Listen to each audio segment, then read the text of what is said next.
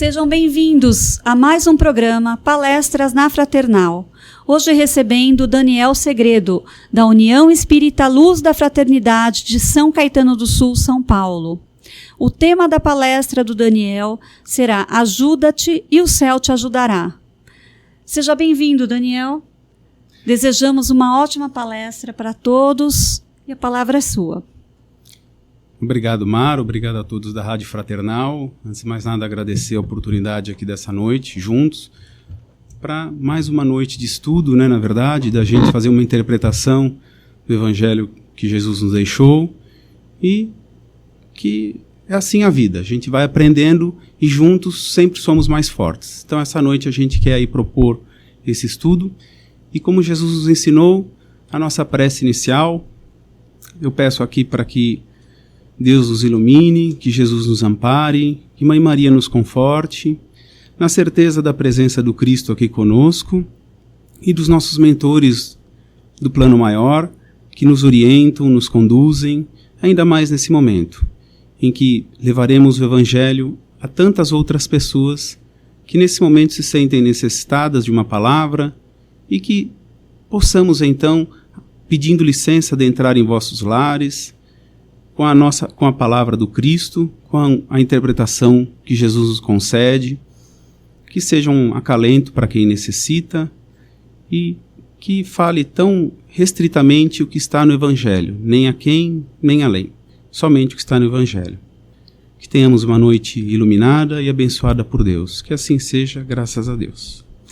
Pois bem, como dito pela Mara, eu trago hoje aqui para nós batermos esse papo, o capítulo 25 do Evangelho segundo o Espiritismo, que é Buscai e achareis, e o item 1, que é Ajuda-te e o céu te ajudará. Para eu trazer essa nossa conversa aqui hoje, eu além de ler o Evangelho, que a gente vai ler um trechinho curto, para não ficar cansativo, esse tema também a gente encontra no capítulo 3 do Livro dos Espíritos, que é a lei do trabalho, a necessidade do trabalho, que compreende as questões 674 a 685. Então, iniciando pelo Evangelho, o capítulo 25, item 1, Ajuda-te e o céu te ajudará, e peço licença para lê-lo. Pedi e se vos dará, buscai e achareis, batei a porta e se vos abrirá, porquanto quem pede recebe e quem procura acha, e aquele que bata a porta abrir-se-á. Qual homem dentre vós que dá uma pedra ao filho que lhe pede pão? Ou, se pedir um peixe, dar-lhe-á uma serpente? Ora, se, sendo mau como sois, sabeis dar boas coisas aos vossos filhos, não é lógico que com mais forte razão, vosso Pai que está nos céus, dê os bens verdadeiros aos que lhe os pedirem? Mateus, capítulo 7, versículo de 7 a 11. Então vamos lá interpretar isso aqui que Jesus deixou para nós. No Evangelho traz, como eu disse, o princípio da lei do trabalho e o princípio da lei do progresso. Mais adiante nesse texto, se continuássemos com a leitura, tem uma frase que ele diz assim, que o progresso é o filho do trabalho e o trabalho coloca em ação as forças da inteligência. Confesso que quando adentrei a doutrina espírita, também tinha certa dificuldade na interpretação de várias obras onde eu lia trabalho. Nas obras de Chico, de quem quer que fosse, falava-se muito de trabalho.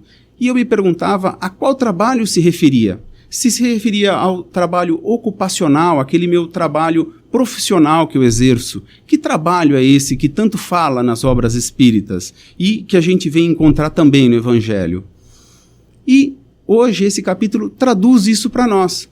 Porque o que ele quer dizer com o trabalho, aqui como nós vamos ver no discorrer da nossa explanação, o trabalho é todo esforço.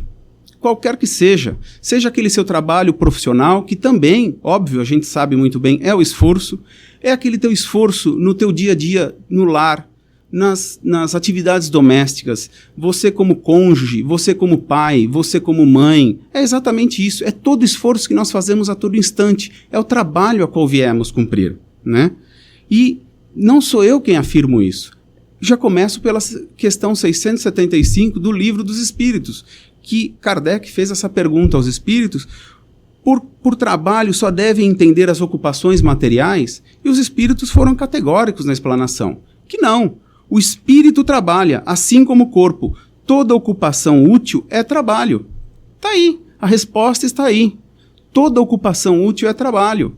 Então eu não preciso somente daquele trabalho profissional, mas todo esforço a qual eu me proponho é o meu trabalho, é o meu esforço. E aqui a gente já começa a traçar um paralelo para facilitar nosso entendimento. Quando eu falo de vida material, fica um pouco mais fácil. Porque é muito comum nós vermos as pessoas, todos nós em geral, muito preocupados com a capacitação profissional. Então eu procuro me aperfeiçoar, eu procuro treinamento, eu procuro um curso, eu procuro algo que me aperfeiçoe, que me estimule, que me aprimore naquilo que eu faço, para que eu seja melhor, para que eu seja uma pessoa gabaritada naquilo que eu faço, né? Para me preencher, né? E qual é a razão, qual é a necessidade que eu vejo nisso? Olha, eu preciso estudar mais, eu preciso me graduar, eu preciso fazer uma pós-graduação, eu preciso fazer um curso a mais. Qual é a razão disso?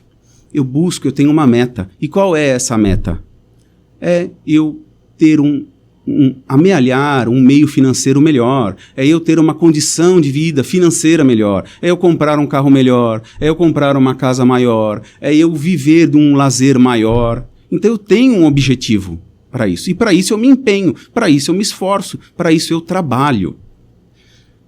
Mas quando nós falamos, voltando esse olhar para o lado espiritual, a gente já não trabalha dessa mesma forma, a gente já não se esforça dessa mesma forma. Eu não tenho aquele mesmo empenho, aquela mesma gana de buscar um aprimoramento profissional do lado espiritual. Eu não tenho esse mesmo caminho a percorrer, em que pese seja uma obrigação minha, mas eu não o faço. E eu não faço porque me falta conhecimento. É isso que eu devo buscar. O que eu devo buscar então? Tá, mas qual é o meu caminho espiritual? Qual é a minha especialização? É o conhecimento, é entender. Na palavra de Divaldo Franco, uma obra edificante. Leia a Bíblia, leia o Evangelho. É algo que te aprimora, é algo que te enriquece espiritualmente, que muitas respostas nós encontramos, nos auxiliam. Porque eu preciso começar a entender que cada situação pela qual eu passo é uma prova, mas ao mesmo tempo ela é uma dificuldade em que seja, mas tem um intuito maior que é o meu progresso. É aí então que eu começo a entender que aquilo que eu preciso passar tem uma finalidade, aquilo que eu preciso enfrentar tem uma razão. Eu não sofro sozinho, muitos outros sofrem, mas como que eu encaro aquele sofrimento? São essas perguntas que nos fazemos e não buscamos essas respostas. Eu não tenho o mesmo interesse em entender por que disso, mas eu prefiro então reclamar. E eu fico nessa onda de reclamação, né? Allan Kardec, na questão 679, ainda falando sobre esse trabalho físico, ele questionou os espíritos, ainda assim, se o homem podia se isentar do trabalho físico. E os espíritos também responderam que ele poderia. Se ele houvesse bens de que disponham, se ele tivesse bens que não o obrigassem a trabalhar fisicamente, ele poderia, mas é trabalho utilizar do que dispõe. Esse é o complemento da resposta. Vão vendo. Mas é trabalho utilizar do que dispõe, tornando-se útil para os outros, utilizando a sua inteligência. Então vejam só. Eu posso ter condições para que não me obrigue a trabalhar fisicamente, mas eu tenho que trabalhar o meu lado espiritual ainda assim. Eu tenho que entender que a dor no outro é a mesma que dói em mim. Eu tenho que entender que o dilema do outro muitas vezes é o mesmo que eu tenho. E é nisso que eu não busco esse empenho, nesse entendimento. E as questões surgem, né? E então os meus desentendimentos aparecem comigo mesmo, com as situações. Eu reclamo, eu não gosto daquele ambiente, eu não suporto tal pessoa. E esses questionamentos vão sempre crescendo dentro de nós. Mas eu não posso esquecer de uma coisa, que não existe, não há efeito sem causa. E onde eu vou buscar a resposta disso é exatamente nessa leitura edificante. Em qualquer religião que seja. A gente fala da doutrina espírita pelo propósito que aqui estamos. O espiritismo nos dá muitas respostas, mas qualquer que seja a sua religião, você vai encontrar suas respostas também, né? Quando nesse desentendimento que eu vivo, em que eu tenho uma necessidade de buscar resposta, normalmente eu camuflo essa busca de resposta por um livramento. E como assim? aquilo que me incomoda eu não quero, então eu quero me livrar daquilo. Olha, isso me incomoda. Eu não procuro entender por que aquilo me incomoda. Eu não procuro entender se aquilo não é uma situação em que eu deva aprender.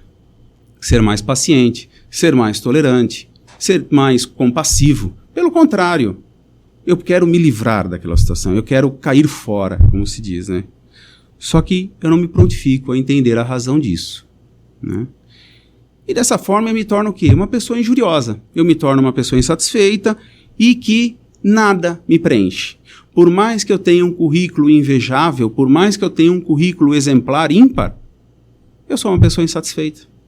E aí é quando as outras pessoas dizem, nossa, do lado de fora, né, vamos, entre aspas, do lado de fora, fulano é tão bem, fulano está tão bem, é um exímio profissional, e por que insatisfeito dessa forma? Porque falta aquelas razões, aquelas buscas pelas respostas e deixar de buscar o livramento e entender a situação pela qual passa. Então ensinam-me a prece. E na prece eu entendo que eu faço a prece, mas qual é o objetivo meu da prece? Continua sendo o livramento. Eu quero sair daquela situação, então eu delego a Deus aquela minha insatisfação com o intuito de que Ele a livre para mim. Eu transfiro essa minha insatisfação, falo, olha Deus, eu estou insatisfeito com isso, livra-me disso. Como que se fosse a solução. Mas eu continuo sem entender. Eu continuo não tendo capacidade de pensar sobre aquilo pelo qual eu vivo, né? E se nós levássemos a vida assim, é a mesma coisa que se eu chegasse numa prova, o aluno pedisse para o professor fazer a prova. Eu estou diante daquela situação em que eu sou colocado numa prova, numa situação em que eu preciso demonstrar um conhecimento, que o que Jesus espera de nós é exatamente isso. O Evangelho é o que nosso? Com todo respeito, mas longe de ser pejorativo, é o nosso manual de vida. Lá encontramos muitas respostas. Mas eu não busco entender dessa forma, né? Eu quero então me livrar. Então eu prefiro delegar isso. Então eu peço aos amigos da espiritualidade que façam aquilo para mim. É a mesma situação. Num exemplo simplório, professor, faça a prova para mim. Eu não quero fazer essa situação, eu não quero me submeter a isso, né? E eu continuo sem entender essa necessidade de eu me esforçar, de eu trabalhar o meu lado espiritual. Eu não me prontifico a entender. Às vezes eu delego até a oração. Olha, reze por mim, para que eu saia da situação. Mas que situação? Lógico, a oração conjunta é válida. A gente não está querendo dizer aqui, não, reze você sozinho. Pelo contrário, a oração conjunta, você pedir apoio, você pedir para que outros rezem consigo, é ótimo. Agora, observe o que você pede. Essa é a questão. Observe se aquilo não é uma situação de prova em progresso, ou seja, é aquilo que vai te aprimorar, é conforme o teu esforço que aquilo vai te promover, vamos dizer assim, né?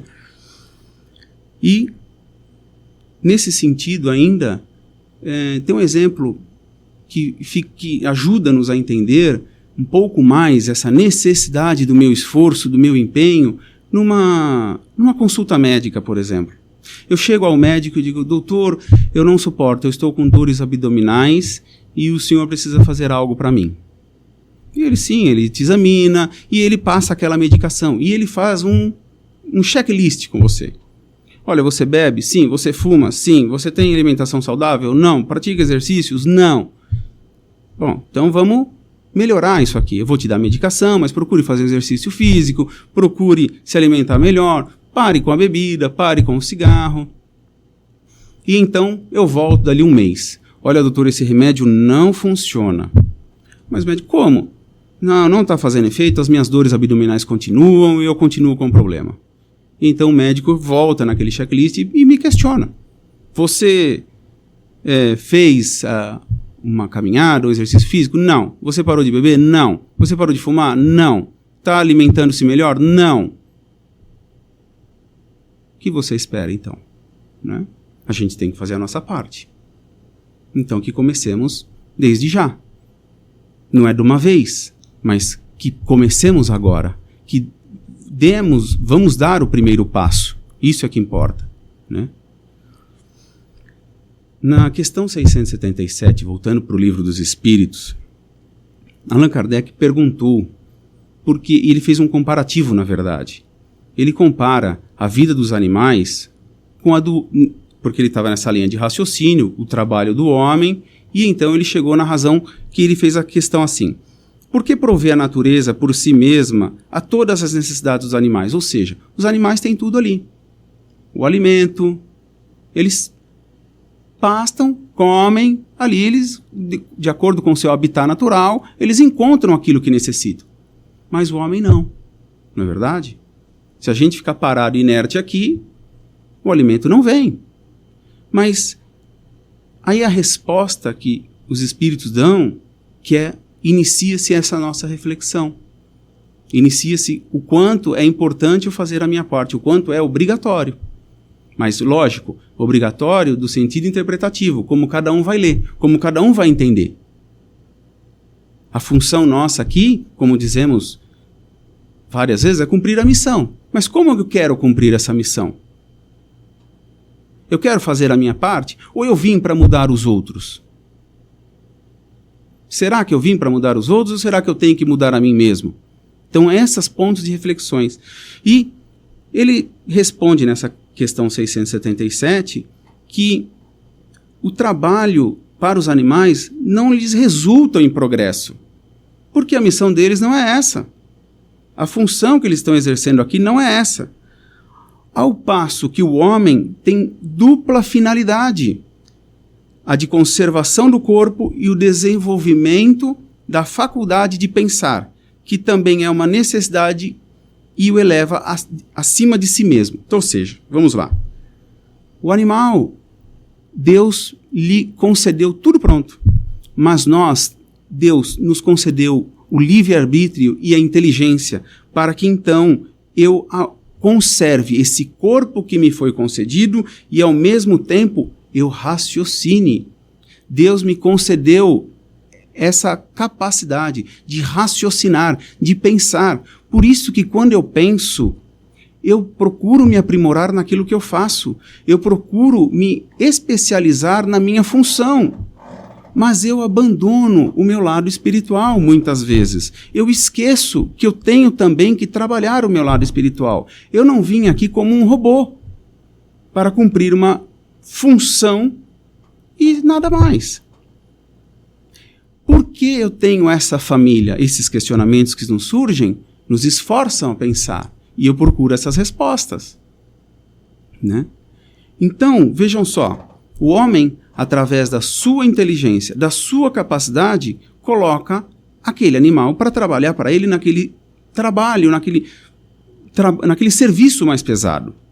Mas aquele animal, isso eu estou trazendo um exemplo da explicação dessa questão 677 do Livro dos Espíritos.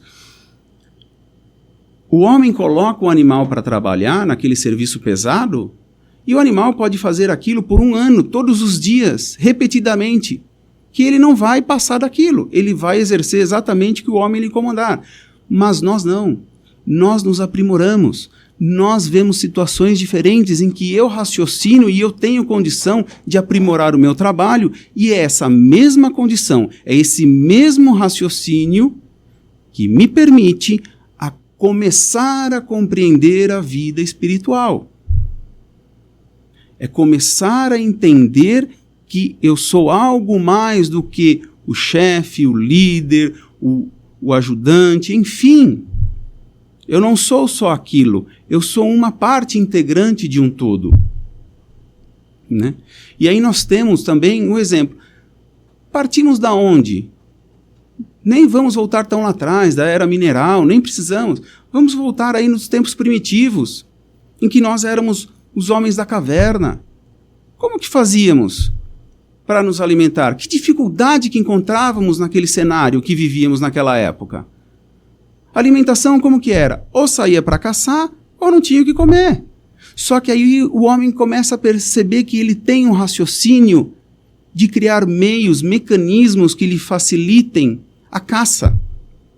Então desenvolvi meios para a pesca, desenvolvi ferramentas para retirar da pele do animal e da pele daquele animal fazer algo que me aquecesse, assim também como eu entendi que o fogo em excesso me queimava.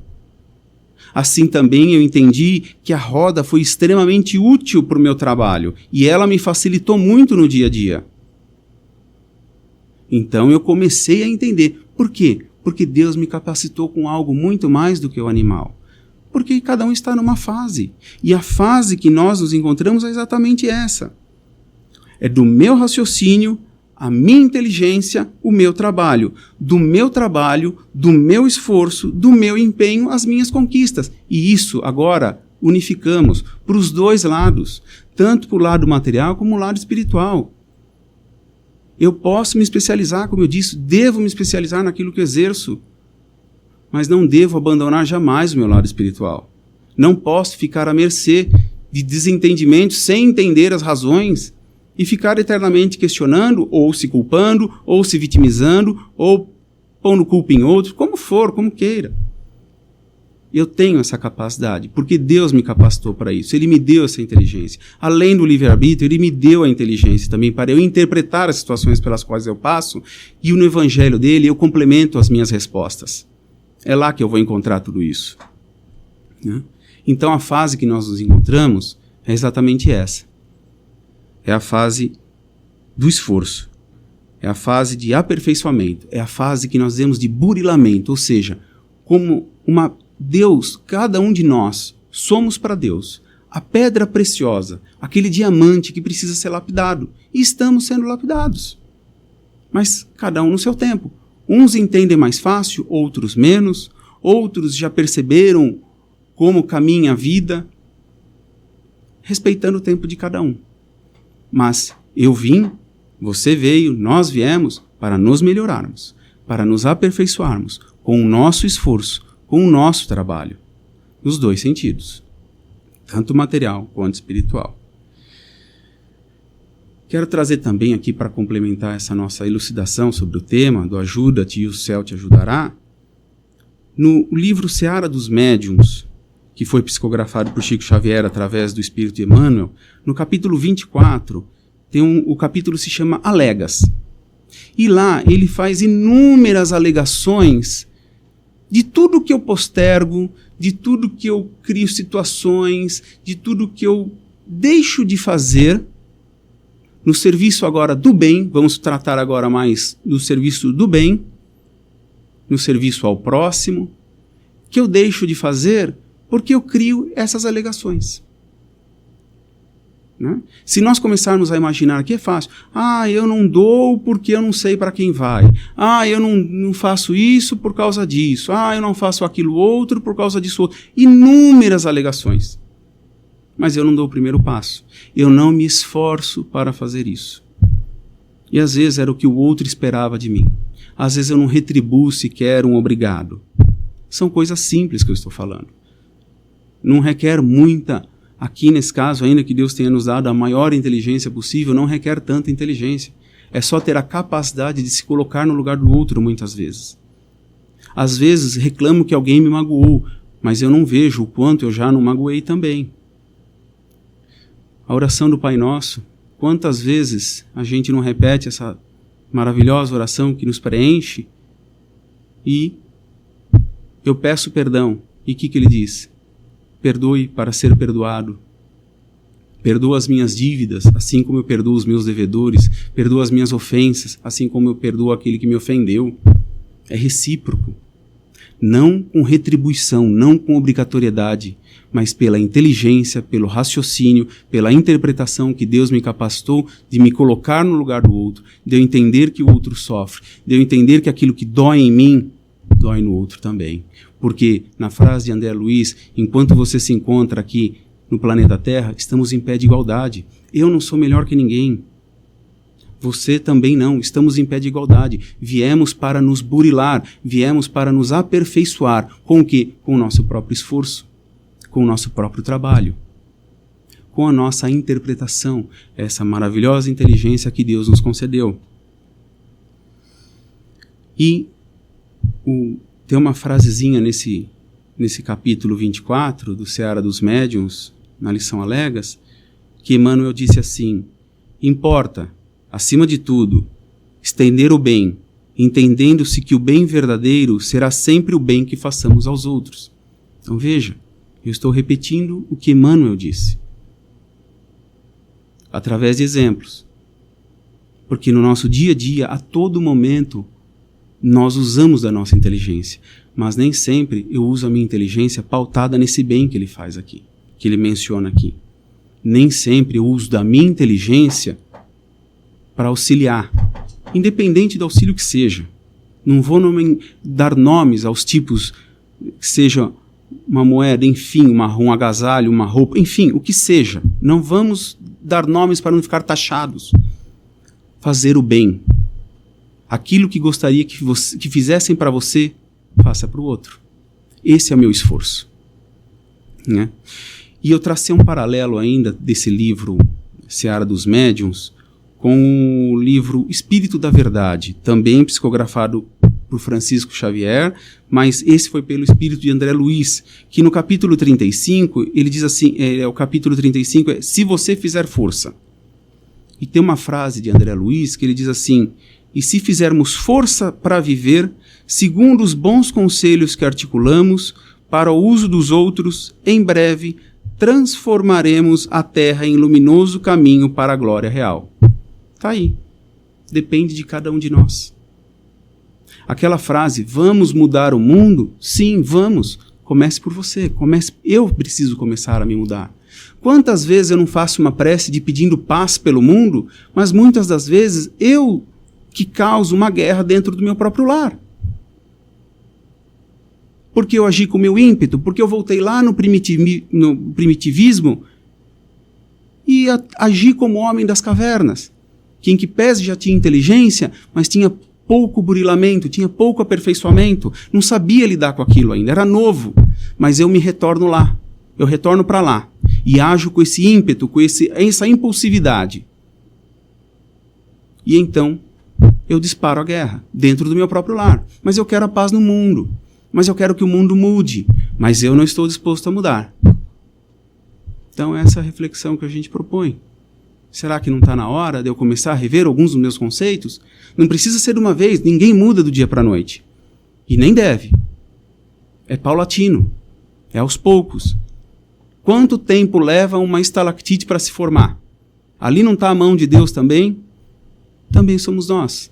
São as doses diárias, o aprendizado diário, a minha inteligência diária no meu exercício diário do meu trabalho, da minha vida conjugal, da minha vida com os filhos, em que seja. Eu preciso dar um passo à frente. E enquanto eu não fizer isso, não adianta eu pedir para o céu me ajudar.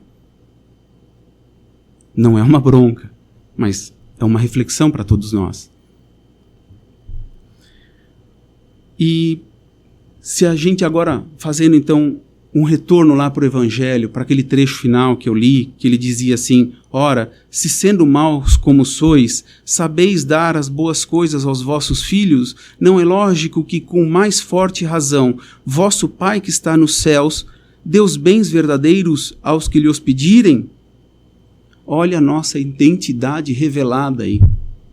Onde? Ora, se sendo mau como sois, sabeis dar boas coisas aos vossos filhos. Olha o princípio do amor dentro de nós aí.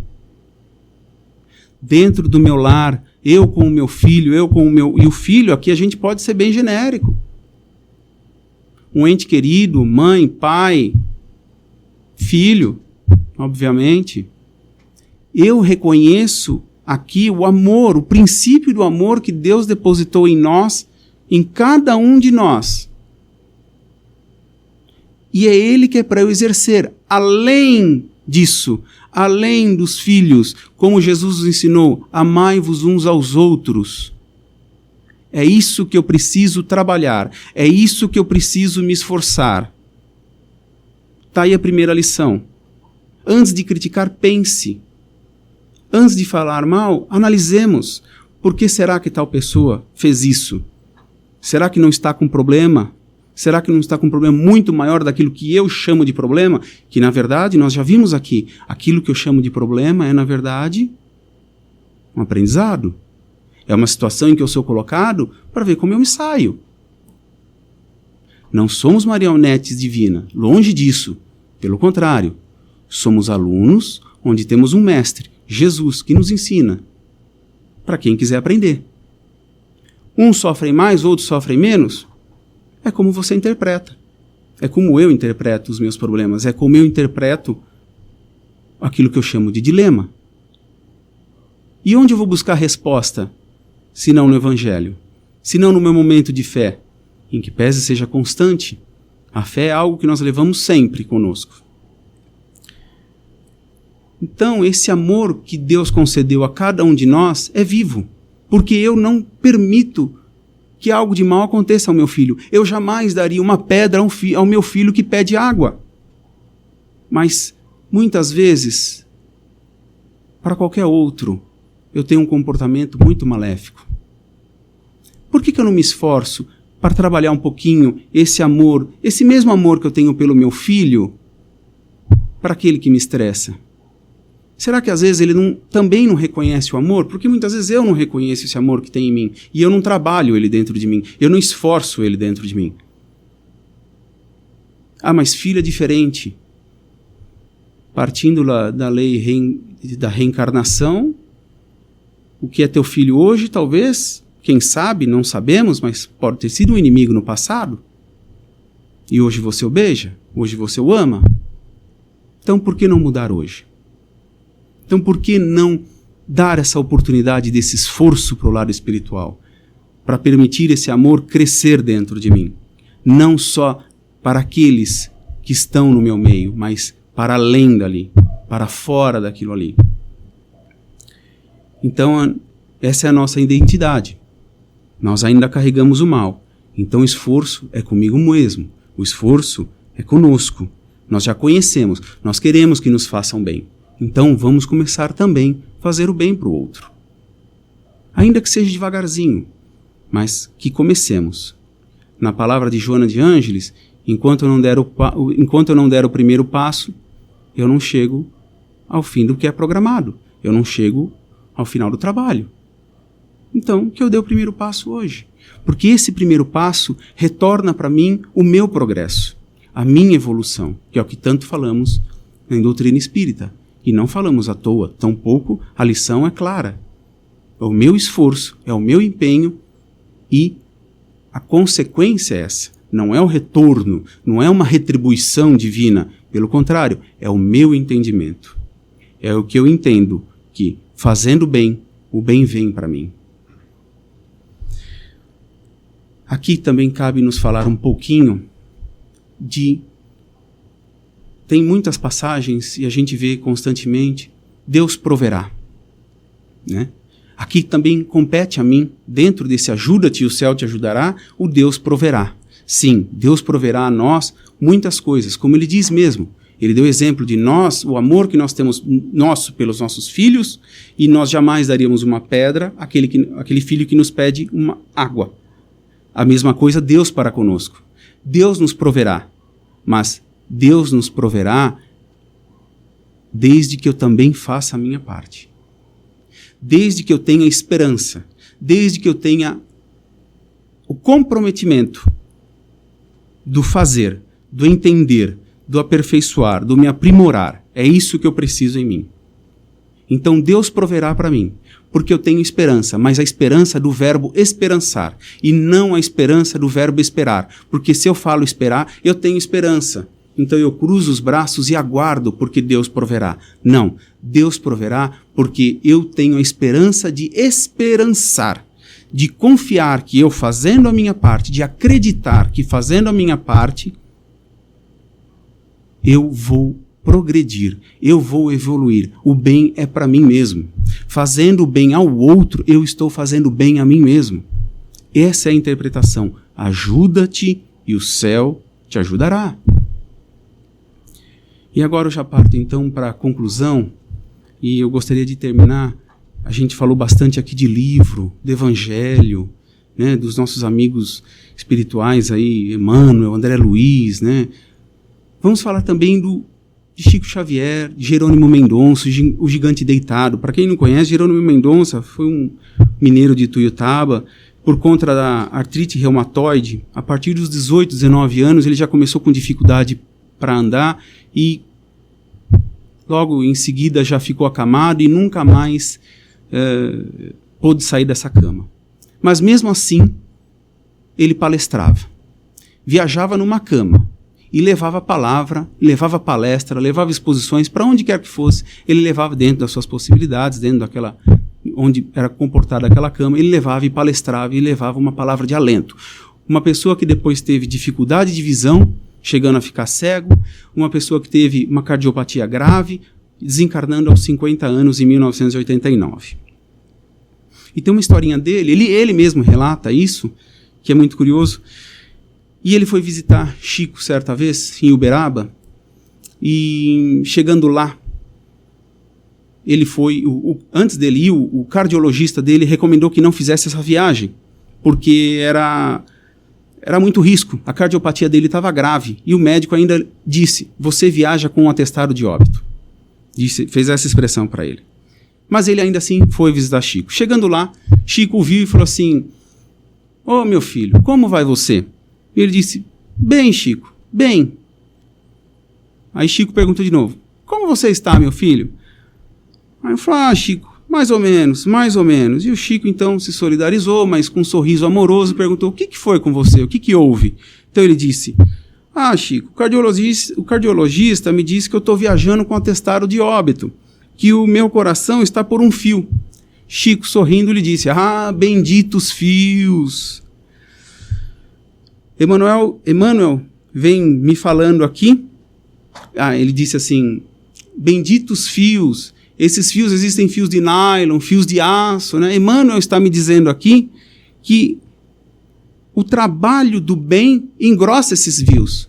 Muitas vezes já era para o indivíduo ter partido, mas por conta do fio que ainda está grosso, ele permanece. Não é que é teimoso não, é que o fio está grosso.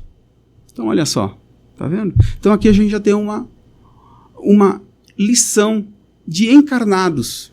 Vejam só. Não vamos nem entrar no mérito desses dois médiuns espíritas, mas vejam só o exemplo que eles têm. Ainda com toda essa dificuldade que Jerônimo Mendonça tinha, ele ia adiante. Na crença de que, acreditando que estava sempre amparado, que jamais estamos desamparados, essa é a realidade, e que ainda assim ele ia adiante. E Chico vem e lhe dá a resposta. Trabalho no bem, engrossa o fio. Está aí a resposta.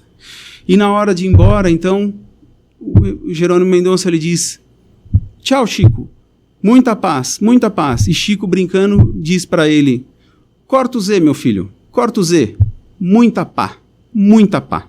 Ou seja, muito esforço, muito trabalho. É isso, a nossa luta diária, o nosso esforço diário é conosco mesmo. Então vamos nos ajudar, para que o céu também nos ajude. Porque hoje, aos nossos olhos aqui, a gente pode acreditar, a gente pode ver muita injustiça. Aos nossos olhos, a gente pode ver muita injustiça, mas pode ter certeza que perante a lei divina, jamais haverá injustiçados. Essa é a questão. Então, que partamos agora para esse, como Chico disse, ninguém pode voltar atrás e fazer um novo começo, mas todo mundo pode, a partir de agora, fazer um novo final. Então essa é a proposta da reflexão da nossa conversa dessa noite. Ajuda-te, e o céu te ajudará. Empenhe-se, esforce-se, em todos os sentidos, porque como nós vimos nessa noite, o trabalho é amplo. Seja o trabalho profissional, mas sem se esquecer do trabalho espiritual, porque eu tenho que trabalhar outra coisa em mim também, o equilíbrio acima de tudo. Eu tenho que ter equilíbrio, para sempre lembrar que eu dependo da matéria, mas eu não posso abandonar o espírito. Então, ajuda-te, e o céu te ajudará. Que Deus nos ilumine, que Jesus nos ampare, que Maria nos conforte sempre com seu amor. E muito obrigado pela noite, obrigado à rádio, obrigado pelo convite novamente, foi um prazer estar aqui. Muito obrigado. O Daniel nos trouxe palavras claras, objetivas, mas que nos levam a uma grande reflexão. Nós agradecemos muito, nós todos da Rádio Fraternal, pela sua presença e disposição. Esperamos contar com a sua presença novamente aqui para novos programas, novas palestras, enfim. Sempre que for possível que você retorne. E é isso aí, pessoal. Graças a Deus, mais uma palestra. Esperamos que tenham gostado. Tchau.